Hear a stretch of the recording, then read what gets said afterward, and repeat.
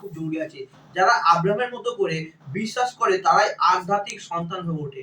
প্রাপ্ত যে আশীর্বাদ লাভ করতে পারে। ওইজন্য আজকের দিনে আমরা এসো চোখ বন্ধ করি আর প্রভুকে বলি যে প্রভু যদি পারো প্রভু আব্রাহামের মতো করে যে আশীর্বাদ তুমি আমার জন্য রেখেছো, বিশ্বাস করি আমি এই আশীর্বাদ তুমি আমার জীবনে প্রভুকে উপচে দাও প্রভু। প্রভু যিশু, আমি বিশ্বাস করি আমার লক্ষ্য, আমার দর্শন, আমার চিন্তা, আমার ভাবনা তোমার কাছে রাখি। আমি যে আজ সিদ্ধান্ত নিচ্ছি যে আব্রাহামের মতো করে চললে, বিশ্বাস করলে সেই আশীর্বাদ প্রাপ্ত হওয়া যায়।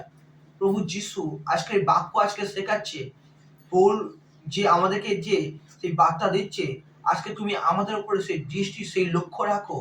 আমাদের পথে প্রভু গো সমস্ত কাঁটাকে তুমি উবড়ে দাও, সমস্ত বাধাকে তুমি উবড়ে দাও। আমাদের লক্ষ্যকে প্রভু তুমি সুন্দর করো। প্রার্থনা করি প্রভু তুমি আজকে আমাদের সভাপতি হও। বিশ্বাসী আজকে চোখকে বন্ধ করো আর চিন্তা করো যে তুমি তোমার কোন জায়গায় নিজের বিশ্বাসকে দাঁড় করে রেখেছো। বিশ্বাসী আজকে তোমার প্রাণকে তুমি কথা বলো যে তোমার প্রাণ আজকে কোন দিকে আছে।